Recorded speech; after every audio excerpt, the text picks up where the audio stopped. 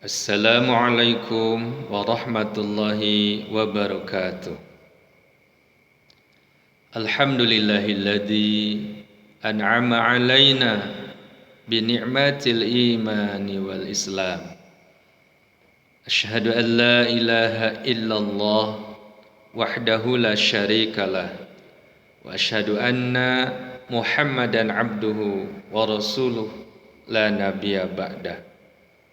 Allahumma salli wa sallim wa barik ala Sayyidina Muhammad wa ala alihi wa ashabihi ajmain, amma ba'd.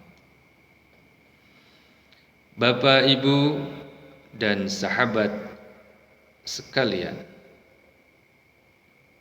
yang pertama dan yang paling utama, mari kita panjatkan puji dan syukur kehadirat Allah Subhanahu wa Ta'ala yang telah memberikan dan juga melimpahkan berbagai macam nikmat dan keutamaan kepada kita. Baik itu nikmat sehat, nikmat waktu dan kesempatan, nikmat umur, nikmat rizki, dan terutama adalah nikmat iman dan Islam. Inilah dua nikmat yang paling utama yang kita dapatkan dari Allah Subhanahu wa Ta'ala. Karena tidak semua mendapatkan kedua nikmat ini, hanya orang-orang yang terpilihlah yang mendapatinya. Dan sebagian dari yang terpilih adalah kita.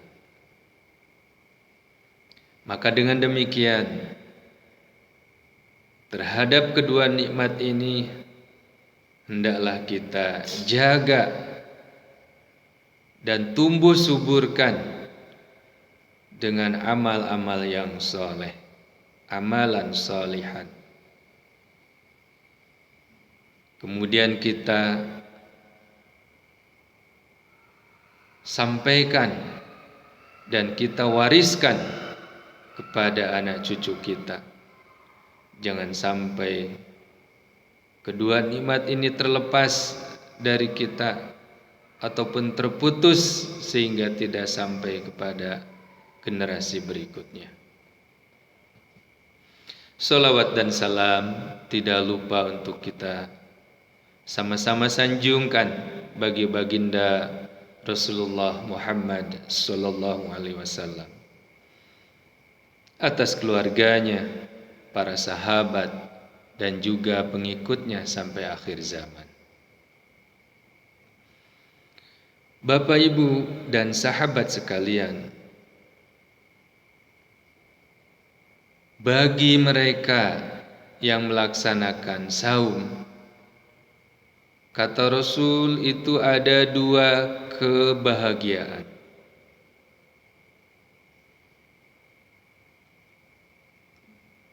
Yang pertama, ketika berbuka. Yang kedua, tatkala berjumpa dengan Rabb-Nya. Sebagaimana hal ini disabdakan, lis-shaimin farhatani indal iftar wa inda liqa'i rabbih. Bahwa bagi yang saum itu ada dua kebahagiaan.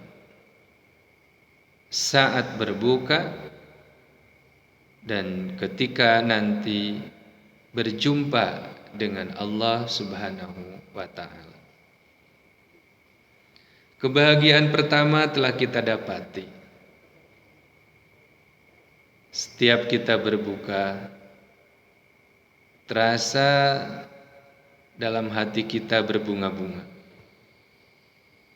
Karena setelah seharian kita menahan lapar dan haus, kemudian tiba waktu maghrib di mana kita diperbolehkan untuk makan dan minum, maka terpancarlah kebahagiaan di dalam wajah kita.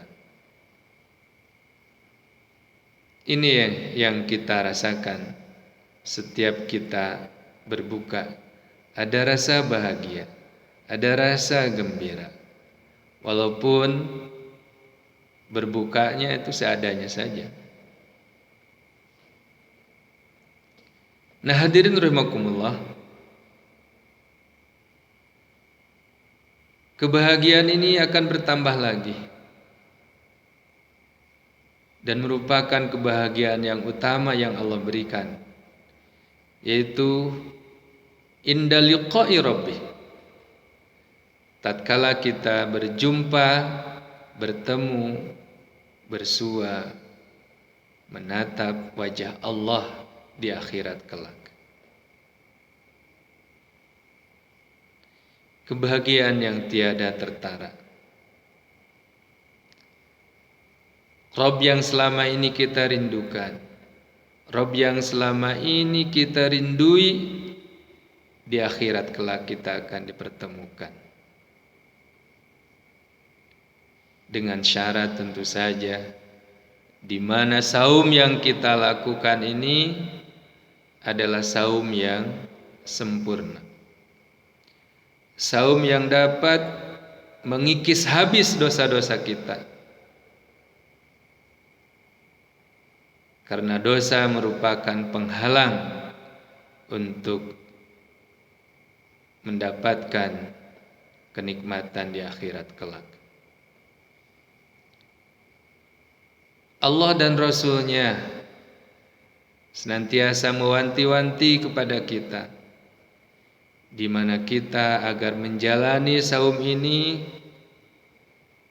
tidak hanya menahan lapar dan haus saja, tetapi Allah menuntut kepada kita selaku mukallaf agar kita menjaga pula sisi batin dari saum yang kita lakukan. Karena disinyalir oleh Rasulullah SAW, rubba min sha'imin laisa lahu min siyami illa min ju'i wal atas. Bahwa banyak orang yang saum tetapi dia tidak mendapati pahala dari saumnya itu kecuali dia mendapatkan haus dan lapar saja. Ini menurut para ulama, karena orang yang saum tersebut tidak bisa menjaga sisi batin dari saum ini. Dia hanya mampu tidak makan dan tidak minum pada siang hari. Sedangkan perilaku buruknya itu masih tetap mewarnai dalam sikap dan perilakunya. Hal inilah yang bisa menghapus dan tidak menyempurnakan ibadah saum yang dilakukan. Untuk itu kita mesti hati-hati untuk dapat menjaga pandangan kita, menjaga pendengaran kita, menjaga lisan kita, dan menjaga seluruh anggota badan kita dari tidak melakukan keburukan. Bahkan kita mengarahkan semua anggota badan kita untuk melakukan ketaatan kepada Allah Subhanahu wa taala.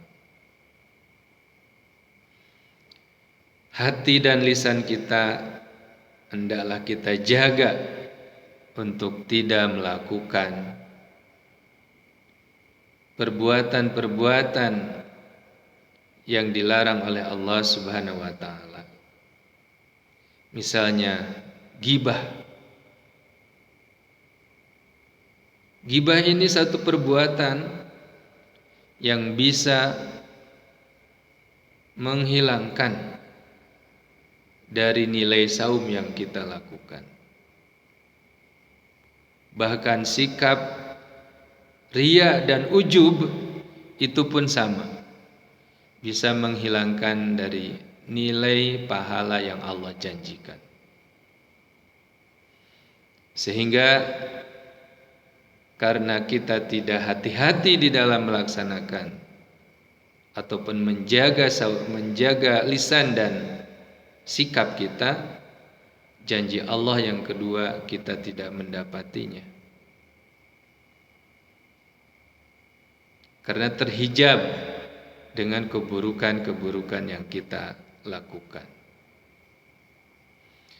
Bagi mereka yang sukses di dalam melaksanakan saumnya, maka dia akan keluar dari Ramadan ini diibaratkan bayi yang baru lahir, tanpa dosa dan noda sedikit pun.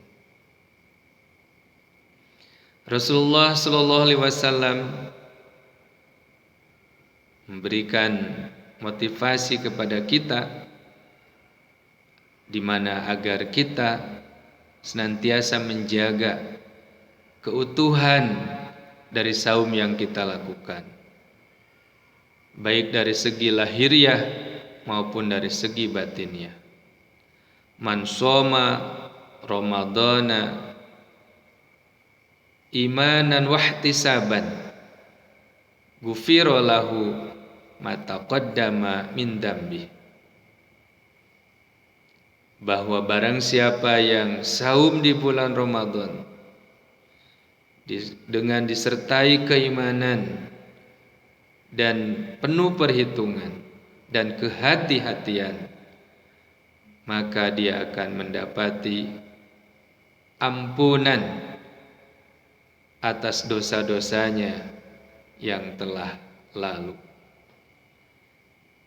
Inilah janji Allah lewat Rasulnya yang menjadi motivasi kepada kita, di mana agar kita menjalani saum ini dengan sempurna, sehingga kita mendapatkan keutamaan dari saum ini, yaitu akan terhapusnya akan dosa dan kesalahan kita yang telah lalu, sehingga berhak nanti di akhirat kelak kita memasuki sebuah pintu khusus untuk mereka yang saum, di mana di surga itu ada 8 pintu. Salah satu pintu berlabel Ar-Rayyan. Nah, itulah kata Rasul, pintu khusus bagi mereka yang mampu melaksanakan saum dengan sempurna. Sehingga ketika sudah masuk lewat pintu itu, dia akan masuk ke surganya Allah Subhanahu wa taala dan bertemulah dengan Allah Azza wa Jalla. Demikianlah hadirin rahimakumullah yang dapat disampaikan pada kesempatan ini. Insyaallah di lain waktu dan kesempatan kita bisa berjumpa kembali. Yang benarnya dari Allah dan yang salahnya dari kata-kata saya sendiri. Wassalamualaikum warahmatullahi wabarakatuh.